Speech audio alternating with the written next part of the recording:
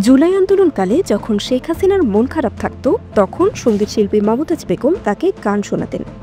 এই কথা শুনে ইজলাসে হাসির রোল পড়ে যায় এবং বিষণ্ণ মমতাজ নিজেও হেসে দেন। বৈষম্যবিরোধী ছাত্র আন্দোলনে রাজধানীর মিরপুর মডেল থানা এলাকায় মোহাম্মদ সাগরকে হত্যার অভিযোগে সোমবার রাত 12:15টায় রাজধানীর ধানমন্ডি থেকে মমতাজকে গ্রেফতার করা হয়।